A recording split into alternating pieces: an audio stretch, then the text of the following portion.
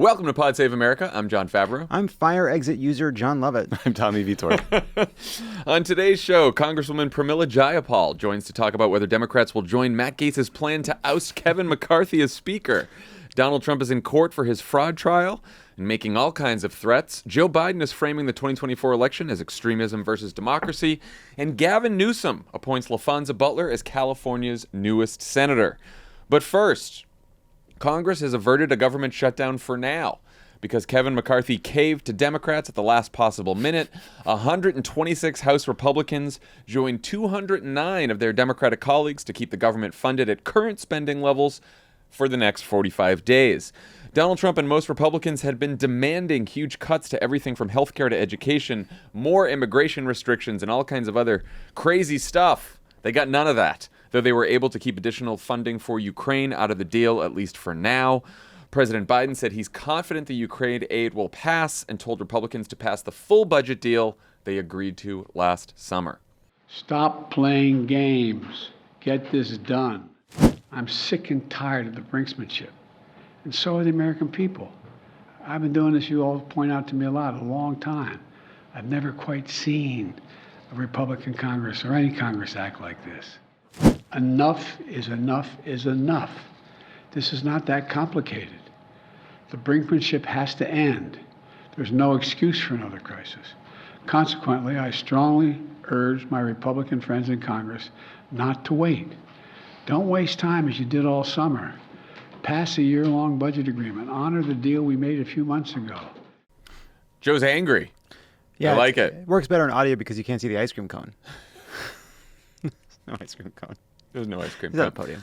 What do you think happened here? Why do you think McCarthy caved at the last minute to avoid a shutdown that almost everyone thought would happen? I mean, like Friday heading into the weekend, it was like most certainly, most likely. What do you think happened? It's the thing that I don't understand is McCarthy clearly felt like he needed to prove to his caucus that there was no way out of this without Democratic votes. And a lot of the assumptions were that, okay, in order for that to happen, there has to be a shutdown. There has to be some pain before that can happen. And for whatever reason, McCarthy decided he didn't need to wait for the shutdown to actually transpire to have the vote. And I think part of it might just be that it was becoming increasingly clear that no matter what he did, there was no avoiding this motion to vacate coming in the next week. Yeah, seems right. I mean, he blinked. Yeah. I mean, I think he originally thought that maybe he could pass something through the House with all Republican votes. And then, it obviously wouldn't pass the Democratic-held Senate and the White House, but then he could trigger a shutdown and everyone could argue about it. I think he realized last week, after several votes, that he couldn't get anything past the House with just Republican votes. And then he realized he was going to get jammed by the Senate because McConnell was going to throw in with Democrats in the Senate to pass a bipartisan funding bill. So if there was a shutdown, it would have been McCarthy versus not only Chuck Schumer and Joe Biden, but Mitch McConnell and a bunch of Senate and House Republicans who wanted to pass a bipartisan funding bill. And a bipartisan funding bill that would have included funding for Ukraine. Mm-hmm. Yeah, and I think he realized, look, it's, probably hard to win a shutdown fight when it's just a Republican bill passing through the House, but when you can't even get something passed through the House, it can be really hard to win a shutdown fight. Yeah, they couldn't even get a defense appropriations bill passed. Right. They can't do the basics of anything. Yeah, they couldn't get anything done. How big of a problem, Tommy, is the lack of additional Ukraine funding? I mean, I think it's a big deal. For Ukraine, it's obviously existential, but I think that, the broader context is I think the U.S. has passed something like $75 billion for Ukraine in aid so far, and Biden wants another $24 billion, which is a lot of money. And for a while, there was a broad, pretty bipartisan support in polls for supporting Ukraine and giving them, stuff, guns, et cetera. And now that polling has eroded over time. There's a CNN poll in August that found a majority of Americans opposed more U.S. aid for Ukraine. So, I always thought that an up or down vote in Congress would probably pass and probably pass in a bipartisan way. Like there's more support for Ukraine in Congress maybe than in the broader electorate. But I'm not sure how you get an up or down vote right now in the House. And Matt Gaetz seems to think that McCarthy, is it Gaetz or Gaetz? What are we going with these days? I thought it was Gaetz. Is it Gaetz? I don't know. Gaetz. all I see is the Botox in his forehead. It seems so strong. That's my opinion. But so Defamation training.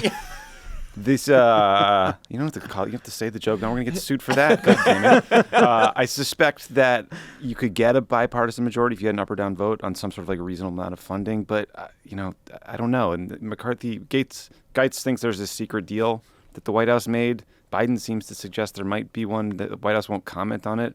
But I just don't know how you get to that vote, right? Because the strategy was let's pair Ukraine money with disaster relief money and other popular stuff and force everybody to vote for it. But now they passed all the disaster relief money, so what do? Maybe some border security money? I'm not sure. Yeah. I don't think McCarthy, he's got enough problems. He doesn't want to be talking about any secret side Ukraine deal right now. Yeah, by the way, how could he keep all these secret deals aside? It's like he's like Mrs. Doubtfire at the end. He's just running in and out, changing in the bathroom, telling Biden one thing, telling the Republicans another thing. It's not, yeah. I mean, look, I think the problem becomes if the next potential government shutdown fight hinges on Ukraine aid, you could then see McCarthy and the House Republicans shutting down the government over that.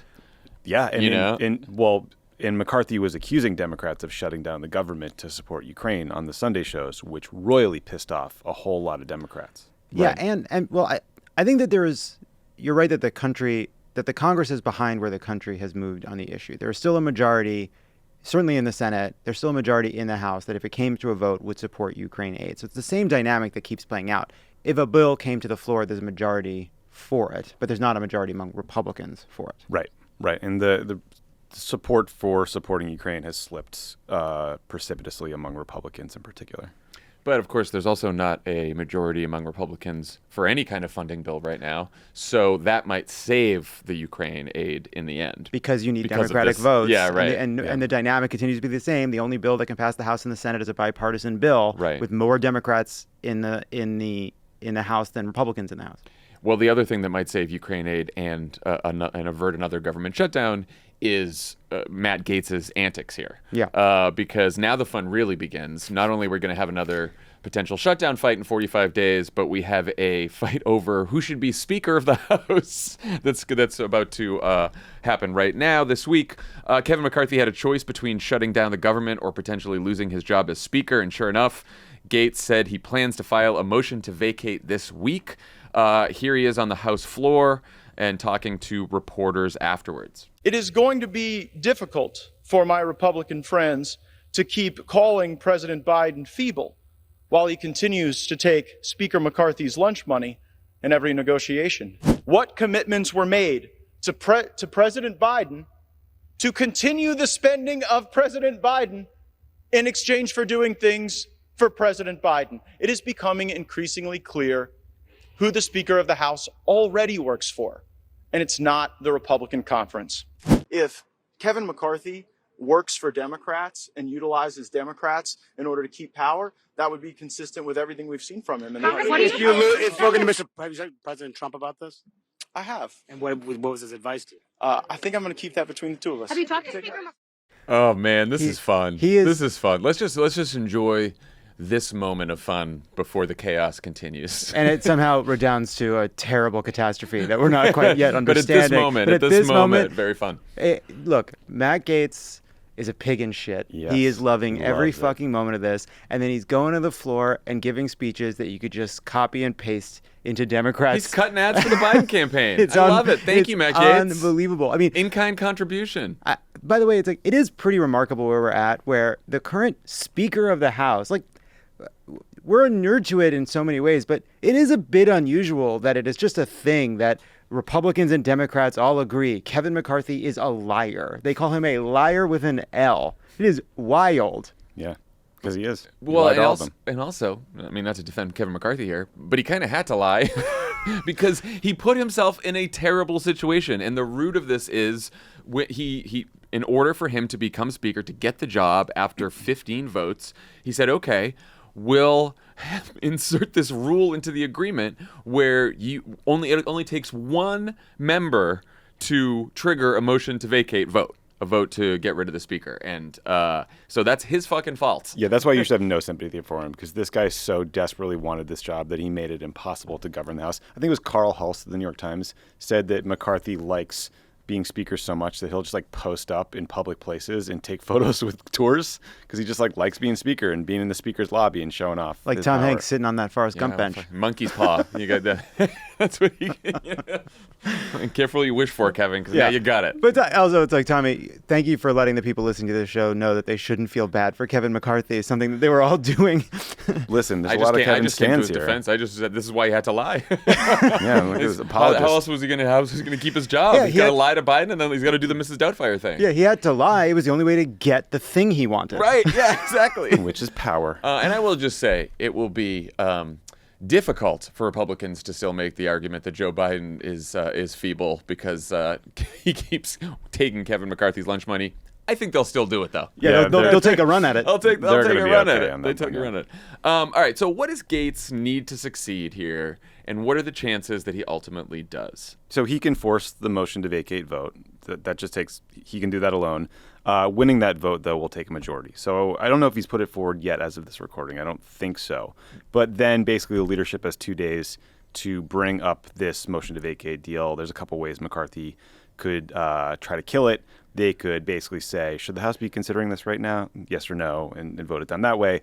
They could vote on a motion to table the bill, but again, you need a majority to do that. So in both cases, Democrats have a lot of power because they could vote to bail out McCarthy, they could vote to get rid of McCarthy, or they could vote present, which changes the math and makes it easier for him to win. So this is where all the kind of machinations start, and if I got any of that wrong, please blame Jake Sherman at Punchbowl. Yeah, he needs a majority of those present and voting, which means that if someone votes present, the threshold goes down. And then, so if every Democrat, here's one way to think about it: if every Democrat votes to dump McCarthy, which they normally would in a situation like this. Normally they Yeah, vote for should Kevin McCarthy be Hakeem speaker? Jeffries. We all agree. No. So if every Democrat votes to dump McCarthy, then Gaetz would only need 5 Republicans to join him in voting to oust McCarthy, which he very likely has. Eli Crane, Victoria Spartz, Andy Biggs, Bob Good. He's already got a couple. He has People the think same he could group get of up people. to 20. The Kooky Caucus. He had the same group of people that took us to so many ballots to get Yeah, to he's get like McCarthy he in there in lost the some first like place. he doesn't have Chip Roy, doesn't have Byron Yeah, some of them Donalds, are getting he's mad got at no his Stefanik, antics. right? Like so he's losing some of them, Right, but right. he probably has enough if he has all the Democrats. But the point that Tommy made stands, which is if the Democrats all vote together, they basically decide whether or not Kevin McCarthy remains a speaker. So, next question, should the Democrats bail out Kevin McCarthy? And if they do, what do you think they can get out of the deal? Love it? So I think it's worth just. Yeah, I you already asked- interviewed Jayapal. I interviewed Jayapal about this. She didn't get into the specifics. There's the vote to oust, and then there's what happens after a speaker is oust, right? There's like a few different places at which the Democrats will have power in this. Like she really didn't want to get into it except to say that the only way she thought Democrats would go along with any kind of plan would be if there was actual rule changes that were written down that Democrats would have, like written extractions, not a promise from McCarthy, not like a side deal, not like we'll do what, not all the kinds of deals he's been making over the last year. Yeah, none of which he has honored so far. Right, exactly. Yeah, no IOUs from that guy. But also McCarthy's problem is that Gaetz can just put forward the motion to vacate again and again and again, and he has threatened to do so. So you're right. You could, the only path forward that seems to fix anything is some sort of grand bargain, as they like to say in D.C. Yum, yum, yum. That includes rule changes. Are Simpson and or Bull still alive? A joke for 3 people in this room. That put together some sort of rule changes that, I don't know, disempower the right-wing fringe in the House, make it more governable for McCarthy, make it more governable. We give Democrats a little bit more power, but I don't know. Is that really on the table? Who knows? There's a whole menu of possible concessions. It seems like there's some fantasy politics being Yeah. played here. I saw Yeah. someone be A lot of West Wing, Maybe eh? they'll say that the NRCC is not allowed to spend any money on against vulnerable Democrats luck in with races that, in yeah. 2024. It's like okay, yeah, that'll And- work. Sure. Yeah. And Donald Trump has to be quiet for 6 months. Can't say a word. I'd rather him say a lot. Politico has said that one thing that's not negotiable, forcing McCarthy to stick to the spending caps he inked with Biden in May, that Dems say isn't a concession, it's a given. So that is interesting, and it does make more, you're not going to save Kevin McCarthy if then he's not going to agree to the fucking deal he agreed to with Joe Biden in the summer on spending. But then if McCarthy does that, then I don't know what happens here. The other thing that's confusing about So they make a deal on spending. McCarthy goes against that deal for what he was trying to pass through the House. But McCarthy has to go against that deal to get anything passed through the House because of the promises he made to the House Republicans. And what actually ends up passing doesn't violate the deal. It's just a continuation of the deal. So in a sense, what McCarthy ends up actually putting through the House in the end does uphold the deal he made with Biden before. It's just that everyone's claiming he broke his deal when he tried to pass the House bill, right? I don't know. I didn't quite follow that. So everyone's saying McCarthy's a liar because McCarthy went back in the deal he did with Biden. Yes. But he's only He tried to go back. He tried to go back. But McCarthy does a lot of things to demonstrate what can and can't work, right? Like no matter what McCarthy passed through the House, what McCarthy passed through the House was never going to pass through the Senate. It was a messaging bill for a fight. So in some sense, couldn't McCarthy have just been doing what he did to get a Republican bill through, ultimately to uphold the deal, because whatever he was going to pass through both the Senate and the House would have upheld the deal anyway? Sure, maybe, but the only thing that matters here is if he ends up agreeing, like to keep his job, if he ends up saying, okay, if you guys support me, Democrats, as Speaker, then I will agree to the Biden deal and at those spending levels, and we'll just keep the government open, and we'll keep it open at the levels that Joe Biden and I agreed to, and that's it. Then Matt Gaetz could say, okay, I'm going to do another motion to vacate, and then maybe ideally then more Republicans would join him. Matt Gaetz because he just did this. But I think at that point, like if you've got all the Democrats on board saving McCarthy as one block, then like I don't think that Gaetz will have the votes to oust McCarthy. Well, the other thing, yeah, he won't have a majority. And it's also why I think that any kind of deal can't just be about budgeting or policy. It has to be about genuine concessions in committees and votes and actual power sharing, which is the thing that Jayapal talked about as well. It can't just be you uphold some policy deal we made a year ago. He already made that deal. He should be living by it anyway. And Matt Gaetz, I mean, he's an arsonist. He hates Kevin McCarthy. He's getting a lot of attention and probably going to run for governor of Florida. So real fiscal conservatives are furious at him that they had a deal that cut domestic spending by 8% and got a bunch of border funding, and they said no to that. And now, but the trap here for Matt Gaetz is he will either get rid of McCarthy or he'll say McCarthy is a pawn of the Democrats, and that's the only way he is still in power. So it's not a great setup for the Speaker. Yeah, though I do think it changes the dynamics of the next shutdown fight, just because I think Democrats have so much more leverage now. I mean, we always had leverage because Republicans only control one house of Congress, and there wasn't even a majority of Republicans who wanted to have a shutdown. So Kevin McCarthy never really had that much leverage, except for shutting down the government and getting all the blame himself, along with his House Republicans that voted to shut it down. And the fact that a bunch of Republicans who are in Biden districts could say fuck this and join a discharge position with Democrats and get out of this anyway. But I do think that if he wants to keep his job, then he will have to agree to keep the government open and work with Democrats to pass something. Right, and as part of that, you can come up with some kind of rule change because you'd have a majority. Yeah, that would be able to say you need Matt Gaetz plus 10 other assholes to do a right. And McCarthy might be banking on the fact that Democrats will look at the menu of options they have in front of them for who could come next and decide that a lying asshole who will say anything is actually their best option because he has no principles. Give him the votes anyway. No principles. How nice to have we can look at them. He'll do anything. Yeah. Now for Democrats, I think you'd want to make a promise to maybe save McCarthy once or twice, or just to get through the government shutdown thing, because like you were saying, Tommy, down the road, if Matt Gaetz is able to prove that McCarthy is now just a quote unquote tool of Democrats, then you could start seeing more and more Republicans as time goes on over the next several months, over the next year, say like, all right, we're done with Kevin McCarthy. And then maybe you trigger another motion to vacate someday down the road, and the Democrats are like, oh, I'm not saving you twice. Right. That's why I sort of feel like any real deal would have to change the motion to vacate threshold and some other structural things to make sure that we're just not trapped in this endless cycle of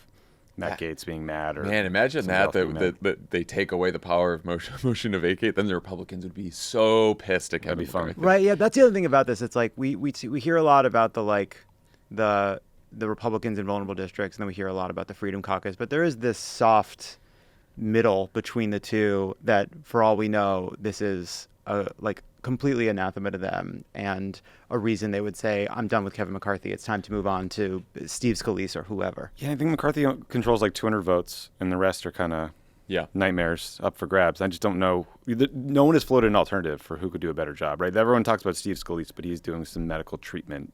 So they're kind of waiting for him to get through that before they'll talk about alternatives. Even Matt Gaetz won't talk about Tom alternatives. Emmers has been floated around too. He's the majority. He's the whip now. And Donald Trump. Even Donald Trump. Steve Scalise even is out there. Like even his even Steve Scalise's statement today was like so lukewarm. Like I remain committed to Kevin McCarthy. Yeah. Well, he needs to be ready for stepping in. Ready for action. What do you guys think the call between Donald Trump and Matt Gaetz was like?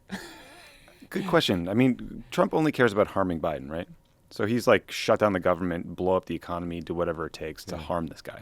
And it's not like he's got a lot of loyalty to Kevin. No.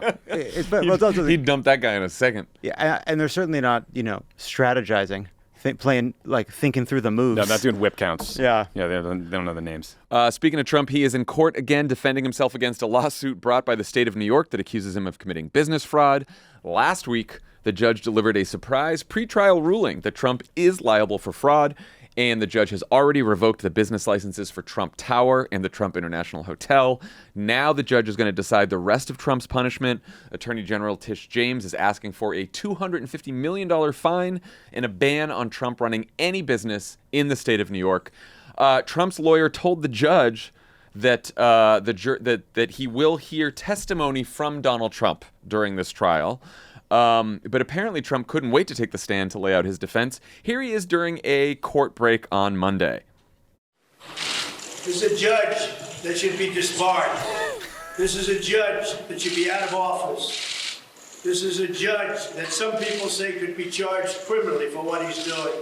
He's interfering with an election, and it's a disgrace. Thank you very much. What do you guys think about the deft legal strategy of threatening the judge who's solely responsible for deciding the fate of your business empire?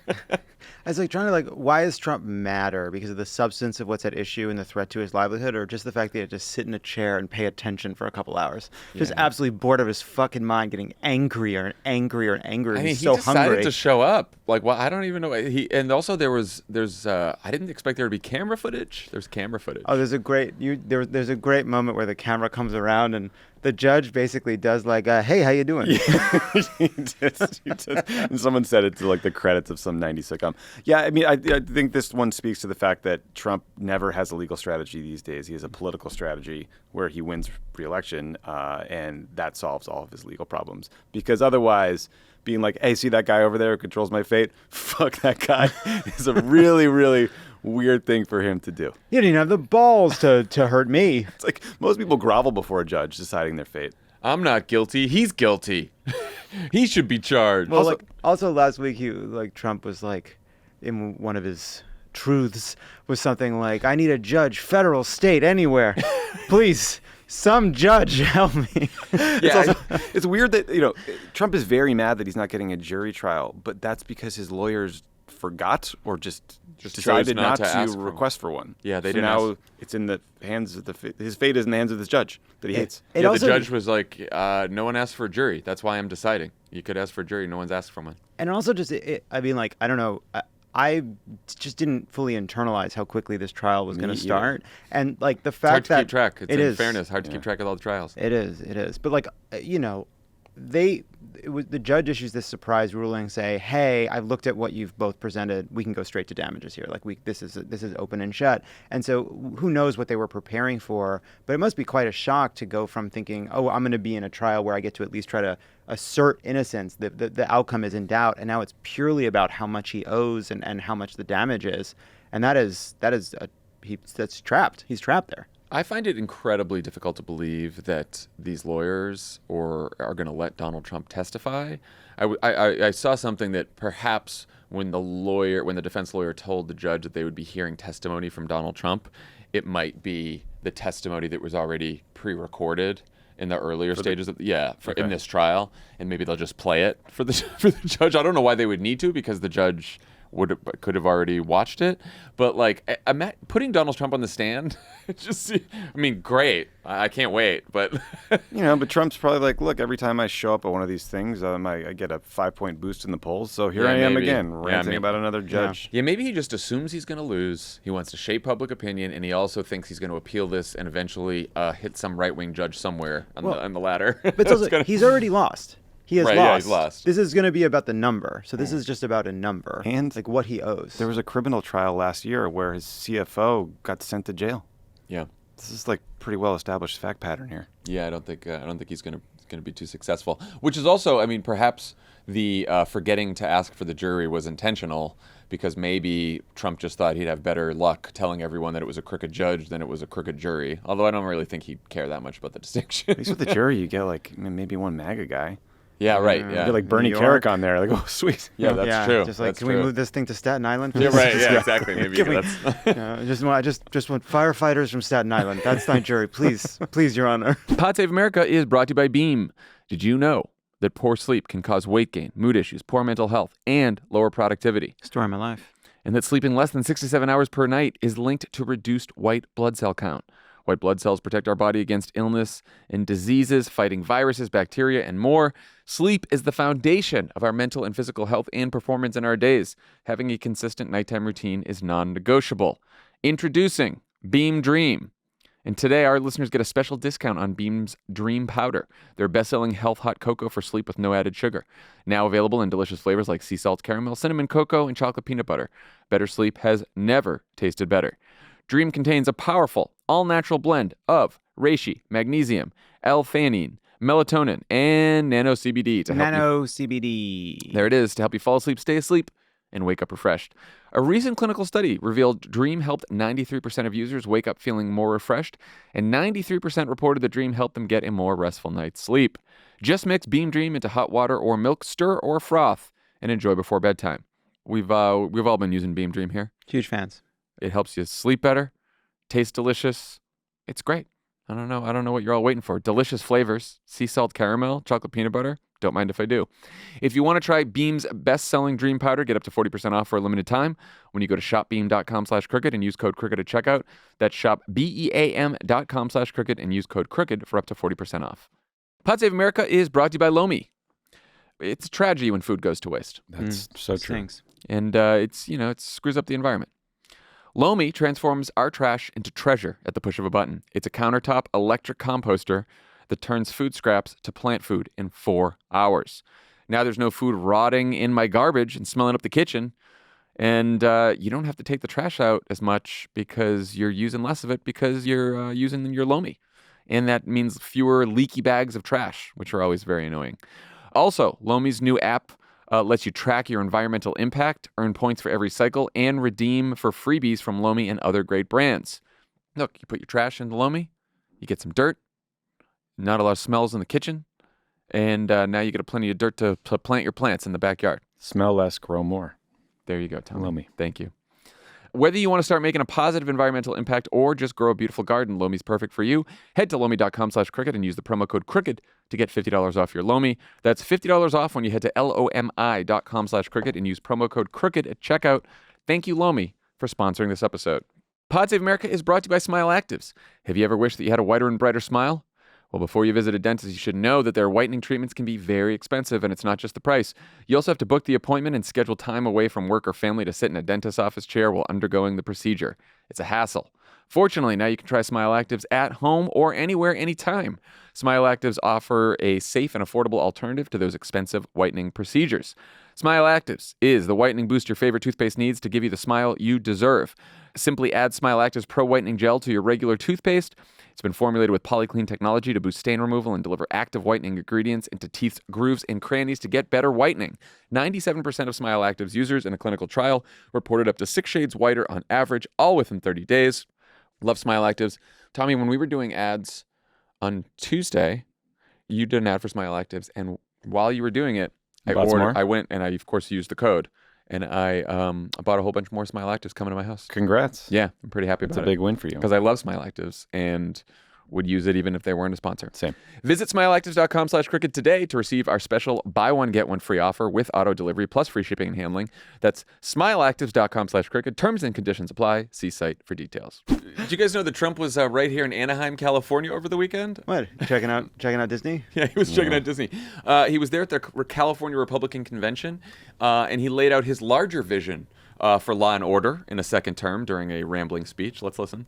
I will direct a completely overhauled DOJ to investigate every radical DA and AG in America for their illegal, racist, and reverse enforcement of the law.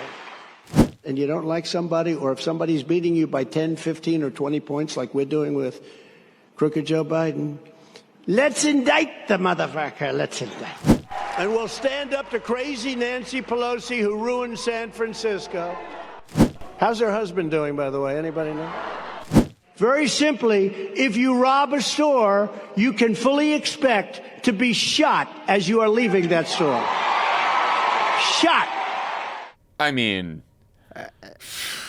this is all being covered as background noise. Like Trump calling for the execution of suspected shoplifters as they walk out the door of the store. That did not make a lot of headlines.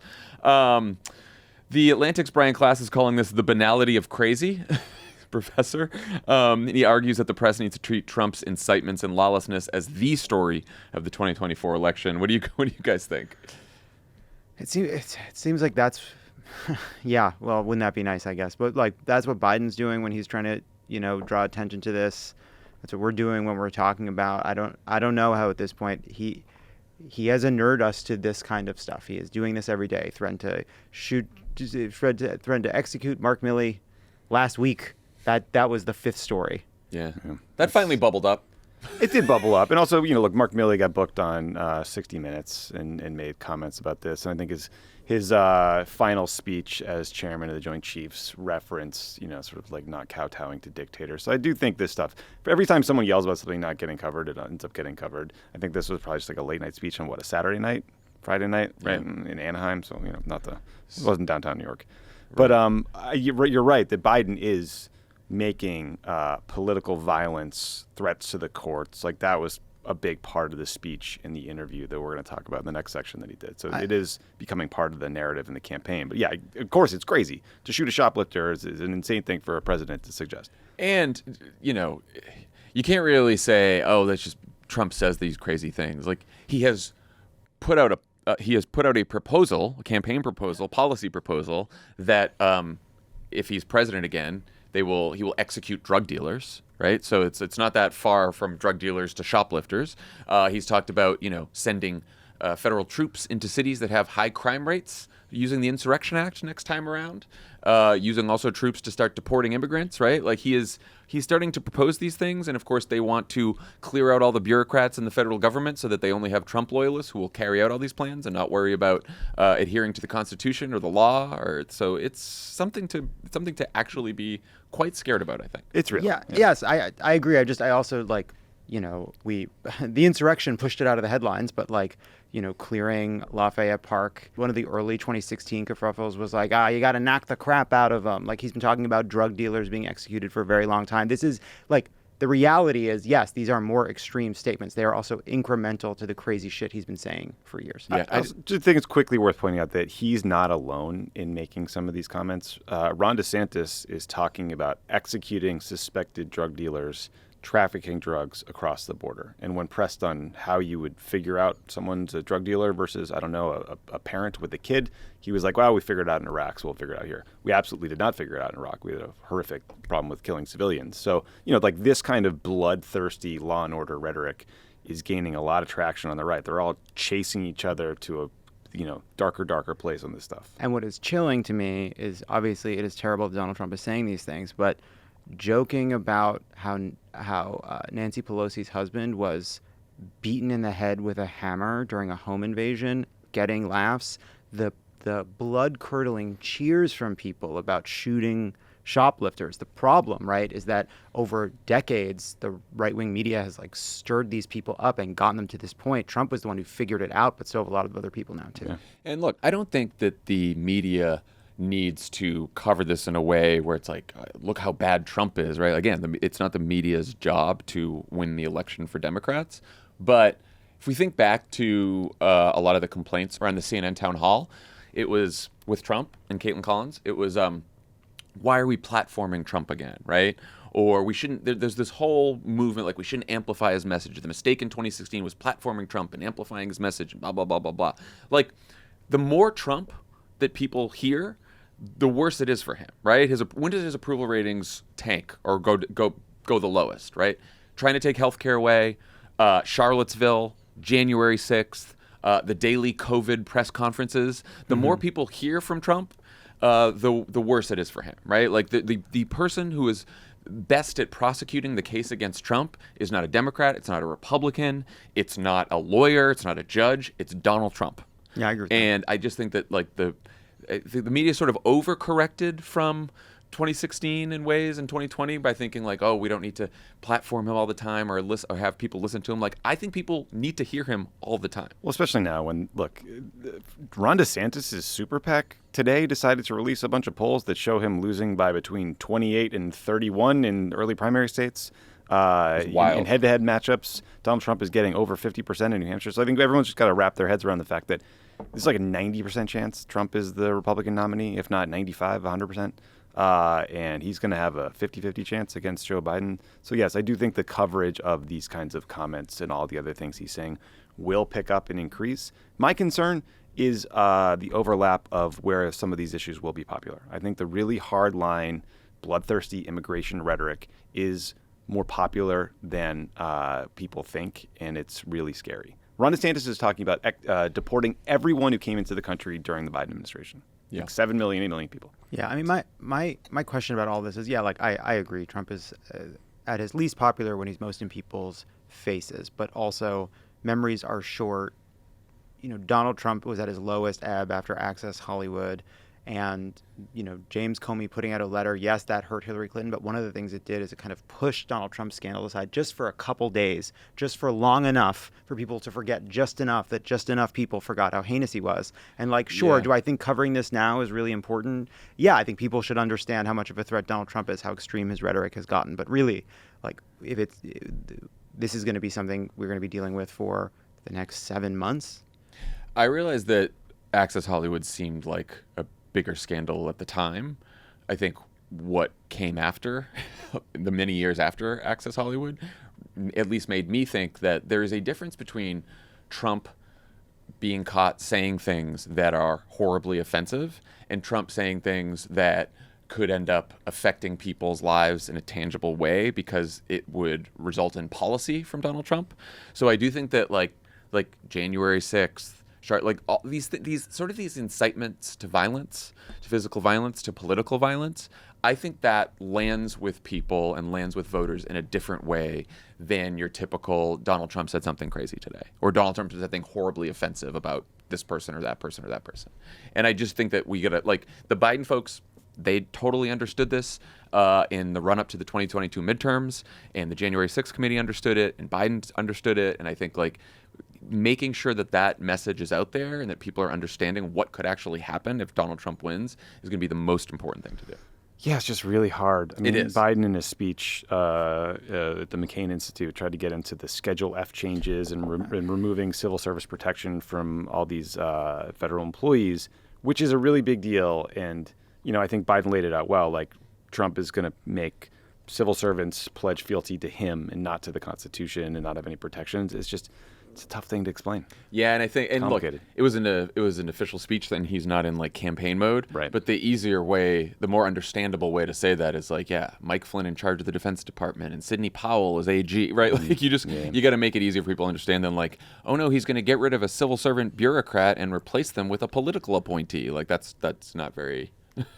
It's not going to move a lot of people. Yeah. I mean, you said it, but like one of Trump's lowest moments wasn't actually because of his rhetorical excesses or threats to violence. It was his position on healthcare, his extreme position on healthcare. I wouldn't say his position. I would say his attempt to take it away from people, which then is in the same category of like January 6th, people worried about political violence in their own community. You know what I'm saying? Like, you've got to bring it home to people. And I do think that, like, losing your health care or worried about the country falling into, like, chaos and violence they both can affect you. Yeah, I mean, look, you can say that like people were worried about political violence in their communities. What they saw on their television was an attack on the nation's capital. Yeah. It was yeah. So Biden gave that speech in Arizona. It was sort of little noticed. It's a good speech, though. It was a great speech. Everyone should go check it out, but it didn't get a ton of coverage. He honored the late John McCain there, and he warned that today's Republican Party is being driven by an extremist movement that does not share the basic beliefs of democracy. He then sat down for an interview with John Harwood for ProPublica, where he laid out the stakes for 2024. Somehow we got to communicate to the American people, this is for real. This is real if they were to take over. If the former president were to become president again, the things he says he will do are a threat to American democracy. And by the way, it's not just here. As I travel the world, I have heads of state asking me, conservative heads of state, look, what's going to happen? Does that mean? Because democracy is in jeopardy in other parts of the world as well. I never thought I'd see a time when someone was worried about being on a jury because there may be physical violence against them if they voted the wrong way. What'd you guys think of the interview? Right message for Biden in 2024?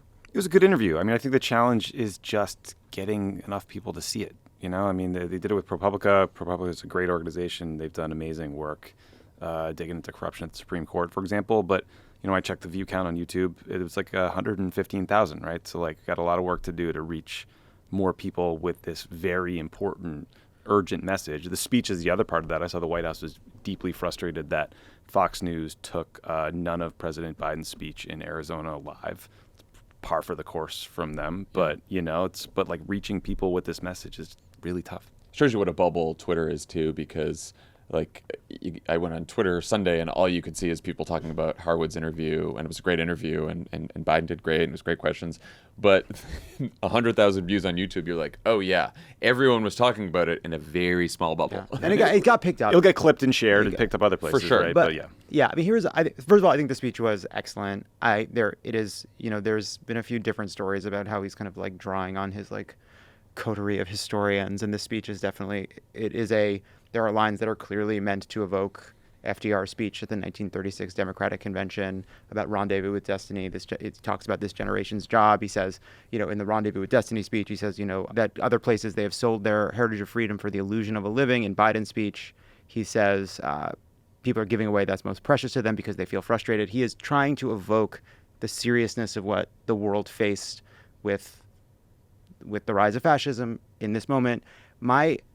And what is also clear in the interview is how deeply and personally Biden takes this, and how much he views it as like the central goal and mission of his presidency and his life is to be here to make the case for democracy and to make the case for not just like democracy as a form of government, but democracy as a practice of being respectful, of treating the other side as opponents and not enemies. Like how much he internalized that and how meaningful it was for him to speak about John McCain. But there was one part of the speech he gave where he says, for all its faults, American democracy remains the best path forward to prosperity, possibilities, progress, fair play, and equality. And what I found when I was listening to the interview, when I was watching the speech, you're right. It is like a big conversation about people that are hyper engaged. They are worried about the threat to democracy. Biden is correctly worried about the threat to democracy.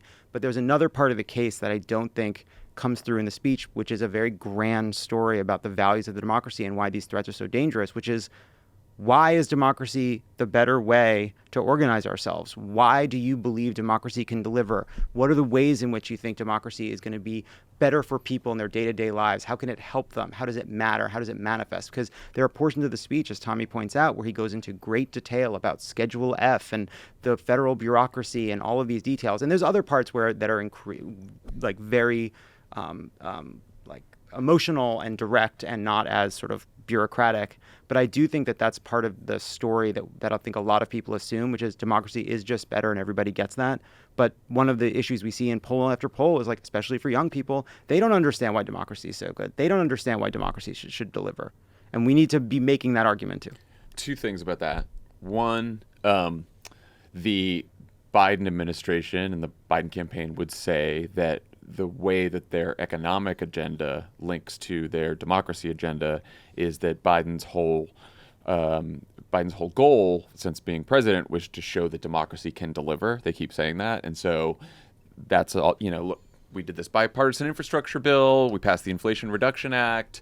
We got all this done. And we are showing through our action and through the legislation that Biden's passing that democracy can deliver for people, right? And they're hoping they connect the dots. It's still tricky, but they're trying to do it. Second, I think you're right that there's a lot of rhetoric so far, both in the Harwood interview and in the very good Arizona speech too. The next step is to be specific about what the Trump MAGA extreme agenda, anti-democratic agenda will actually mean for people. And that's going back to what I was saying, where he wants to send troops into if you live in a blue city, which is most cities, and he decides you have high crime rates, he wants to use the Insurrection Act to send in federal troops to your city. Imagine that. Imagine if you're a business that doesn't seem sufficiently anti-woke.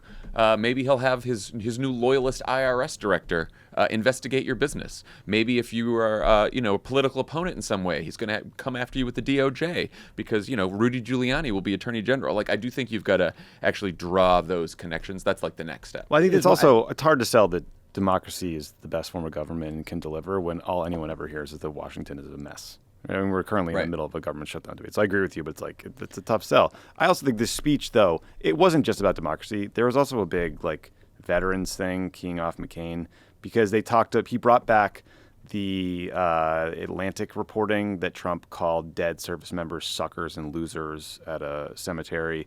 He talked about Trump calling Mark Milley a traitor and floating death as punishment. There was a whole kind of riff on the ideals that McCain stood for that seemed designed to peel off the military vote. He went after Tommy Tuberville for his blockade on military promotions. They were just doing a lot of things in this speech. Yeah, but one more. I think everything that you just said was right, but I think there's another piece of it. So you're talking about some of the kind of the ways in which Trump's threats to political violence could be made to feel real for people. I think that's really important. But I do think one thing that and I do think they are doing this, and just this was a speech that was broader about big D democracy, but the threats to basic rights are also tied to the threat to democracy, and referring to he talks about the rule of law, but part of this is also live and let live, and people being free to live as they want and not coming for the books you want to read and not coming for your kids' teachers and abortion bans. And so I think it's not, but when Biden thinks about the threats to democracy, it's clear in the interview, he is very much focused on undermining the rule of law, undermining democratic institutions, and the threats to political violence. But I think more of it, I think it is very visceral for people, especially after the last year we've had, that part of the attack on democracy is an attack on basic rights. And I feel like that is just as important and real for people. Yeah, and that's what I'm saying. I wasn't just talking about political violence. I'm saying troops in your cities and book bans and abortion bans and all of the, what you can't do is just talk about sort of gerrymandering and the filibuster and all this kind of stuff filibuster, because that all gets into process stuff, right? You got to say what the anti-democratic agenda actually means, how it would affect your life, and there's a whole range of ways it can affect your life. And there's a whole lot of people who like anti-democratic agendas is the problem, because it helps their outgroup stay in power. But anyway, Did you guys catch there was a very funny moment in the speech where Biden was referencing the 1972 campaign, and he says to John Harwood, who's 66, "You're not old enough to remember." I know. What was interesting we had another Strom. I got Strom Thurmond to help finally reauthorize the Voting Rights Act.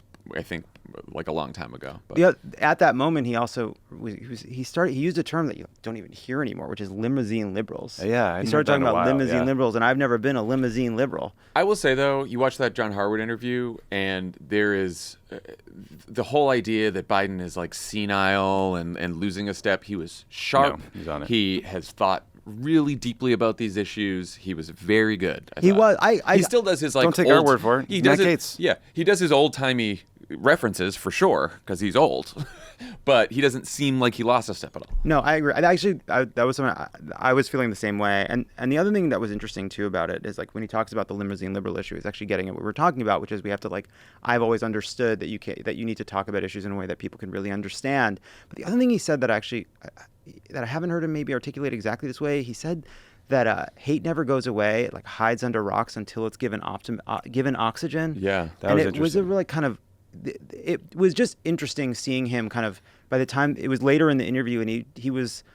Like, that was in the Strom Thurmond context. Yeah, and he used to think it could be killed off, but instead he's learned that no, it just hides and waits to be resuscitated. Yeah, and the thing that's interesting is he always comes back in that democracy speech. He ends by being like, "I've never been more optimistic about America. I've never been more optimistic about America," and I'm glad he's saying that. But he's not. He is very, very worried. Yeah. He is very, very scared, and he is scared in part because he has this sort of practical understanding of like racism and bigotry clearly from his own experience and from being a very old man. And it was just interesting to see him kind of go there. Yeah, that was really interesting. I think what probably makes him optimistic is he believes that if enough people are made aware of this and are paying attention, then we can overcome it like we have in the past. But he's worried. And he says, but that's why he keeps saying in the interview, it's real, it's real, it's real. Yeah, and yeah. I agree, it is frustrating for all of us. But in that moment when he's saying it's real, it's real, it's real, he sounds like every resistance liberal that's like, why don't you people see this the way that I see this? And I think what is the parts that we're talking about are like, how do you make it real for people? Yeah. And it has to get out of the historian mode. It just has to. Finally, we have a new senator here in California. Governor Newsom has appointed Emily's List President Laphonza Butler to fill the seat of the late Dianne Feinstein, who passed away last week at the age of 90. Butler has quite a resume before leading the country's biggest organization to help elect pro-choice women. She led the Fight for 15 in California as the head of the Service Employees International Union. She's also been a senior advisor to Vice President Kamala Harris during Kamala Harris's campaign and will be the first black lesbian to serve in the United States Senate. What's still unknown is whether she'll serve as a temporary replacement or enter the crowded primary race to succeed Senator Feinstein that includes Representatives Adam Schiff, Katie Porter, and Barbara Lee. What do you guys think of the pick and how Newsom handled it? I'll tell you what my honest reaction was, which is, this doesn't seem like much of a caretaker. I guess the next time Gavin Newsom goes to French Laundry, it'll be because one of the three people currently running will have rolled his head in there. I had a different reaction. I did. I thought it was really look. The Senate's full of like rich people and lawyers, and I know it's cool to have like a former SEIU local 2015 president, right, and a Emily's List organizer and an activist. I thought she was sort of in the vein of other clearly interim picks who were basically former staffers. There was Mo Cowan in Massachusetts who took John Kerry's seat for a short period of time. There's Ted Kaufman in Delaware, who was Biden's longtime chief of staff. Maybe I'm wrong. Maybe she's going to decide to run. If she does, like, she'll have a real head of steam.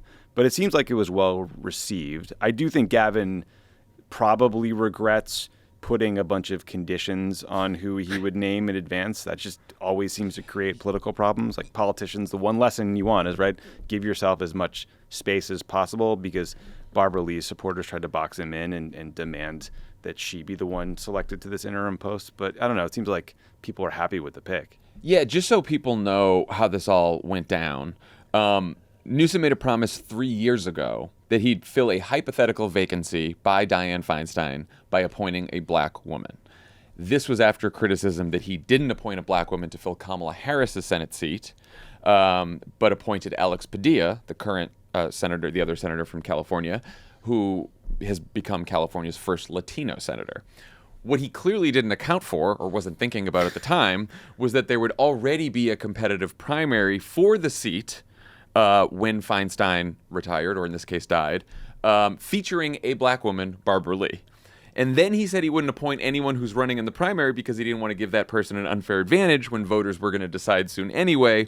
Then last week, his office issued a clarification saying anyone who he appointed was free to also run in the primary, which of course was always the case because there is like there's no such thing. There's no such thing as an interim replacement that has conditions where you can't run. That's just not the a thing. constitutional requirements. And so, but I do think, to Tommy's point, like, Laphonza Butler, first of all, her resume is stellar. Very exciting that she's going to be California's newest senator. But because she is such a longtime Democratic Party activist and organizer, close with Vice President Harris. She almost served as Newsom's chief of staff.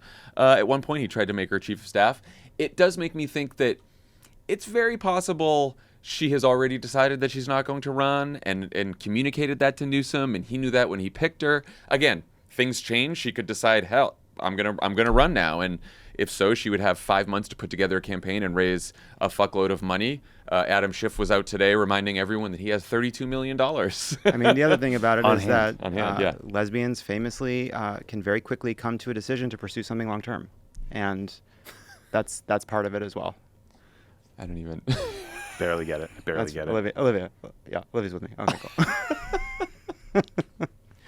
Anyway, there's now 4 elections for this Galveston race, because there is a special election to fill out the last weeks of Feinstein's term, meaning that like once the election happens in November 2024, there would be between November and January when the new senator is sworn in, there'd be like a slice of like about a month for someone to become senator. But the primary for the special election will be held as the same day as the primary for the general election in March, and then the 2 other elections, the general election for the special and the general election for the full 6 years will happen in November. But so do all these candidates are just going to file for both and hoping everyone's voting for the same person twice? I think they're all going to do what the other ones are going to do, because you don't want to like if Schiff decides to go on the special, then Porter and Lee are they're going to file on the special too. So I'm wondering if they'll have some kind of communication, like, are we all doing this? Are we not doing this? Like, what's happening?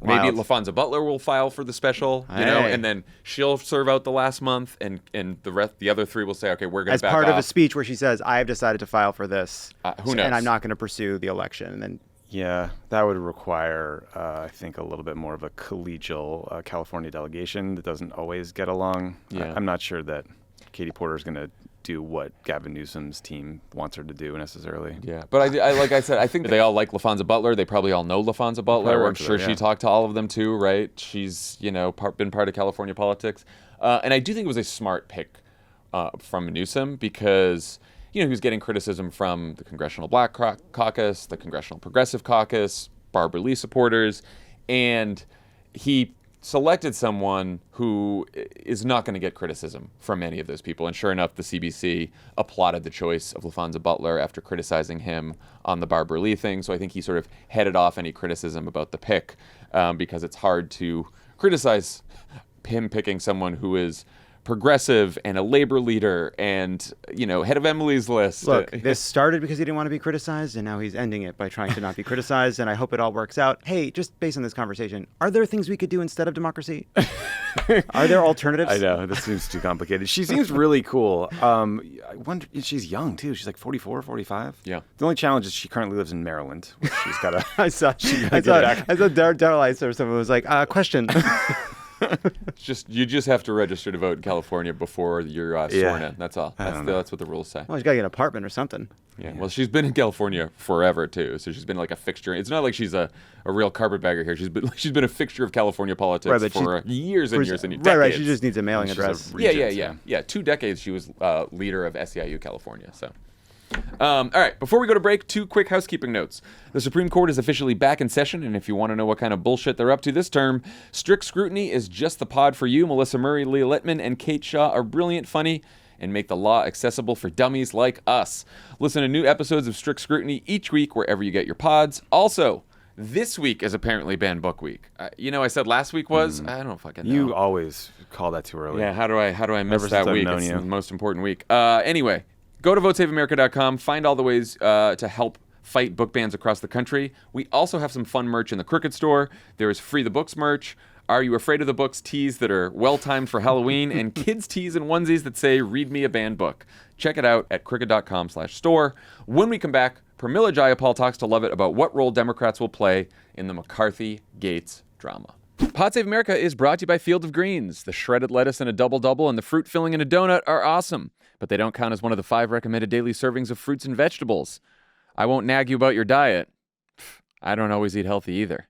But I will share that the Mayo Clinic says if you want to help prevent heart disease, lower blood pressure, and cholesterol, you should eat 5 servings of fruits and vegetables every day.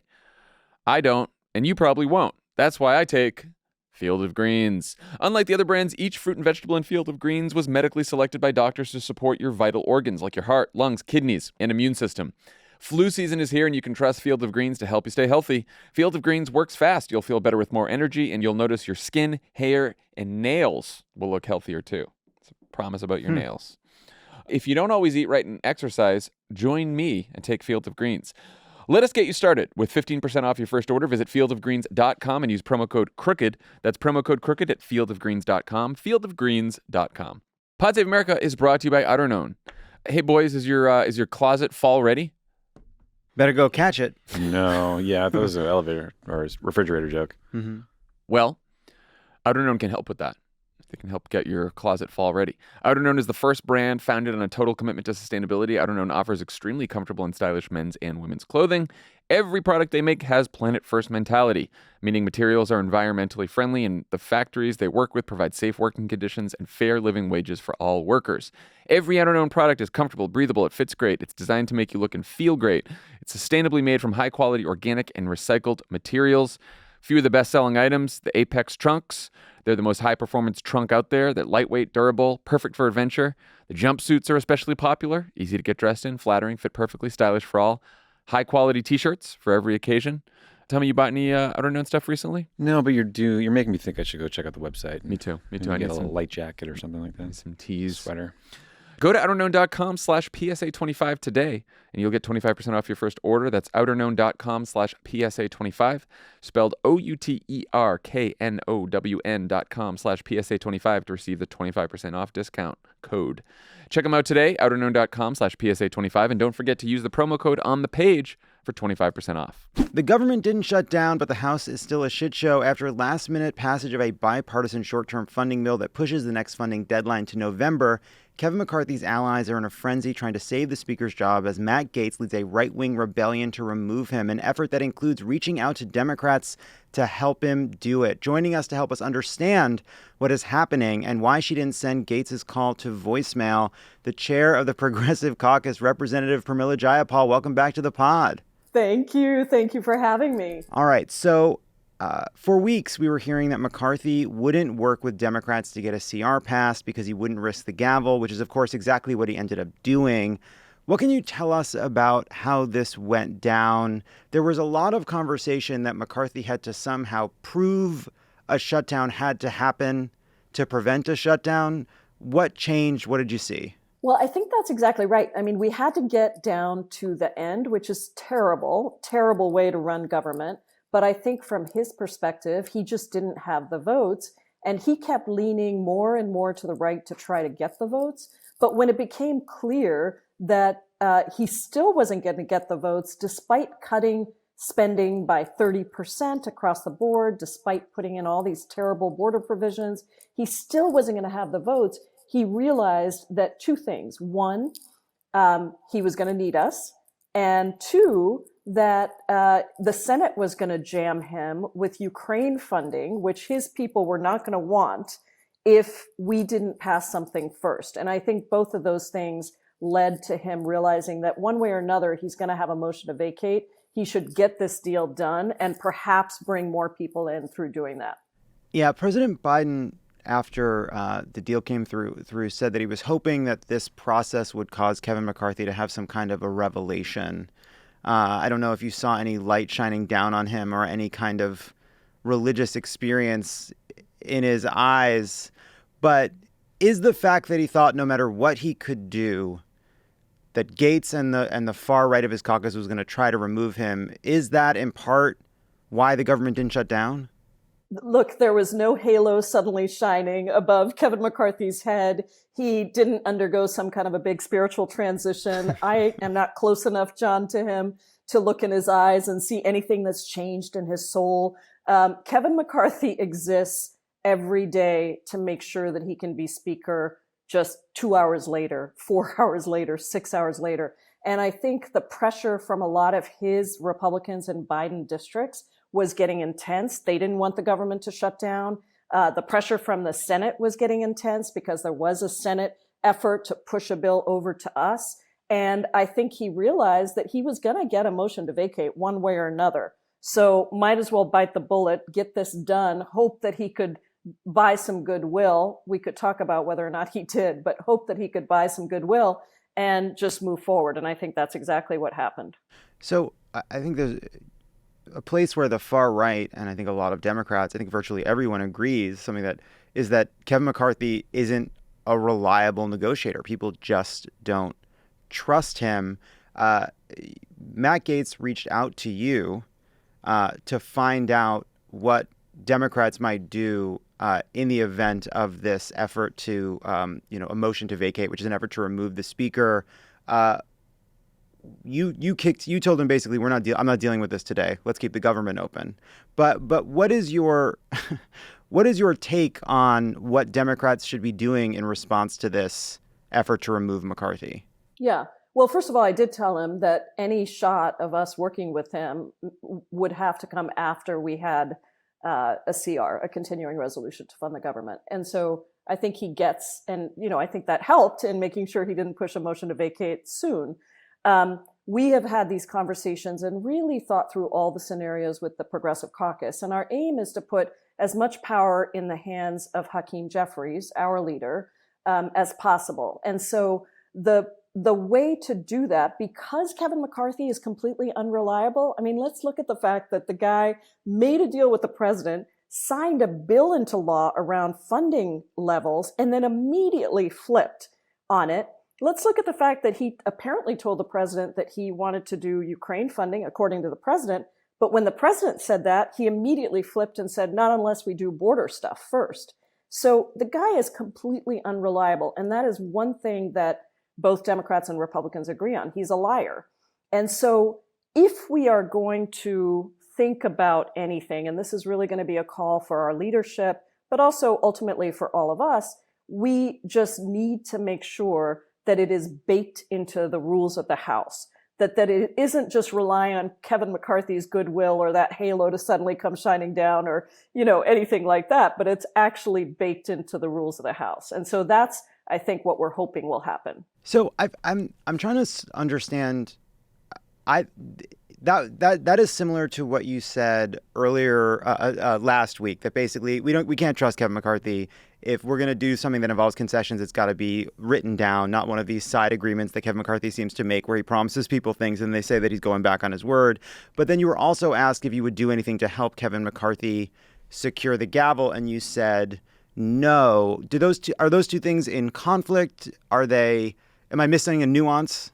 Yes. I mean, what I said is don't look to us to save Kevin McCarthy unless we have some sort of power sharing agreement that's codified in the rules, because I don't trust him. And, fool me once, shame on you. Fool me twice, shame on me. Or if you're George Bush, shame on you again, or, whatever. But won't get fooled again. Yeah. But I think we have to make sure that we're not just falling for this, Kevin McCarthy has suddenly changed. The same dynamics that Kevin McCarthy has been dealing with this whole time are still going to be there. And if we have, there are lots of examples of how you can give power to the Democratic side or to the other side so that it's a shared governance. Let's think about what pieces of legislation we want to bring up, control of the committees, those kinds of things. That, I think, is important to do. Is that basically saying that if there is this motion to vacate, are we in a world where Democrats are talking about voting for Kevin McCarthy, or is this a situation where Democrats are just voting present so that they don't need as many votes to keep him? I'm trying to understand what this actually looks like. Well, I think if there was some serious, agreement for power sharing, and I think it would be very difficult to convince our members on anything other than something that's codified into the rules. So I just want to be clear about that. But, and I also think, by the way, that there will need to be probably more chaos with the Civil War on their side before their members get to a place where they might want to do that. But remember that a present vote is essentially taking our vote. It's essentially saving McCarthy. And that's a very serious thing. I mean, for our members, saving McCarthy means we're signing on to the rest of his agenda forever and ever. And as long as he's speaker. And I think that is a very dangerous proposition for Democrats, both now and going into 2024. It's a position I think you must be surprised to find yourself even contemplating. Like, on the one hand, no, of course not. This is a person you moments ago referred to as a liar, someone who has pushed some of the most extreme legislation that we've seen in Congress in years, except at the same time, we don't have a majority. If there is going to be a speaker, we're not choosing between Kevin McCarthy and Hakeem Jeffries. Well, it depends. I mean, I think that it depends. If things get bad enough, I've had Republicans say to me, we just want somebody who doesn't lie. And, that could be a Democrat. Now, when I say, well, we've got our speaker, it's Hakeem Jeffries, people are like, oh, well, I don't know if I could go that far to vote for a Democrat. So I'm not saying there's consistency here. But what I am saying is the hope of getting anything that gives Democrats real power is going to be difficult, and it needs to be codified. That's my belief. Otherwise, I don't think we should save Kevin McCarthy, because how can you get worse than Kevin McCarthy? It's not like Kevin McCarthy has bent at every stage to his far-right people. The makeup of their body is such that their caucus, that whoever is speaker is going to deal with these same dynamics. And one thing I do think Matt Gaetz understands is the speaker is never going to be Matt Gaetz or Marjorie Taylor Greene. It's got to be somebody who can be accepted and get the majority of votes in their caucus. Right. And so that's why I told him that one of the things that I have learned in my 7 years here is that you can't run nobody against somebody, right? And the somebody has to be that you run has to be somebody that's going to be acceptable on your side, because why would we want somebody that's worse than Kevin McCarthy? Hard for me to imagine, but let's say it's Marjorie Taylor Greene or Matt Gaetz. And so you notice that the names they're coming up with are quite more moderate people like Tom Emmer and Tom Cole. But still, whoever it is, if we don't have it codified into the rules of the House, they will bend to the right of their party, just like Kevin McCarthy did. So we're in this period where we have, 45 days until the next potential shutdown. This stopgap kicked a lot of the contentious issues down the road. They include funding for Ukraine, this debate about border security. What happens next? It seems that there was some kind of a promise around Ukraine funding to go to this stopgap that didn't include it. What's going to happen in the next 6 weeks? Well, we have 6 weeks, and that means we have to get the ultimate government funding bills done. And the bills that the Republicans are putting forward right now are total non-starters in the Senate. I mean, things like a 70% cut in the LIHEAP program, which is heating for needy residents across the country. Winter is coming. People need that heating. Things like kicking out, tens of thousands of teachers out of work, just complete non-starters. And so what we need to do is essentially get to a place where the Senate bipartisan funding appropriations bills all came out of committee unanimously. All 12 bills are the bills that we move forward. And those bills do have funding for Ukraine. We have plenty of votes for Ukraine funding from all Democrats, plus, a good number of Republicans, I think half of their caucus. But the problem is that it has to get put up. And I think the best way to do that is to put it within the context of the government funding bills, because somebody is going to have to explain, if they vote against those, why they voted against, keeping the government open or funding the military just because they didn't like funding for Ukraine. So to me, that's the best way to do it. And frankly, it's the best thing for our constituents as well, because we won't have people saying, well, you funded Ukraine, but you haven't funded the government for us yet. You haven't funded SNAP. You haven't funded WIC. You haven't funded, all the things that are part of keeping Americans healthy and safe. And so I think they need to be combined. And, in an ideal world, the Senate would do this very quickly and get it to us before we get to the next deadline of the shutdown, so that once again, we can be clear that there is a bipartisan solution that's passed the Senate, and all we have to do is put it on the floor, and it would get enough votes. One more question on this. As this is all unfolding, this is going to be in the context of this fight over the speakership. When the far right is reaching out to Democrats, is it because they want to know whether or not Democrats are going to in some way help McCarthy keep the gavel, or is it because the far right wants Democrats to step aside so that McCarthy loses the gavel? I don't know that there's too much of a difference in that at the end of the day, because they literally, some of them have, obviously it's been written about, some personal objections to McCarthy, but I do think that one thing that McCarthy did that has really hurt him is he's lied to everybody. I mean, he's lied to the president, he's lied to the far right, he's lied to the moderates, he's lied to everybody. And so that means that he doesn't have the kind of trust he needs for anything he says. And that's why they keep holding things up, because they feel like certain commitments were made. And I'm not weighing in on whether that's true or not true, but I've seen it from our side, what he did to Biden, what he's done around Ukraine aid. Consistently, he has lied. And so I don't know that it matters from our perspective. I think what matters is number one, we do not support a speaker who has a right-wing agenda. Number two, we have our own candidate. That's Hakeem Jeffries. We took 15 rounds of votes on him. We can take a 16th, a 17th, 18th, 19th if we need to. But we've got our speaker. What we need is for them to recognize that and to create enough instability, or, we're not creating it, they're creating it, but to not feel like we have to step in to save them from their chaos, because at the end of the day, we need to get power for Hakeem Jeffries to be able to have some control over the legislative agenda, over the proceedings of the House.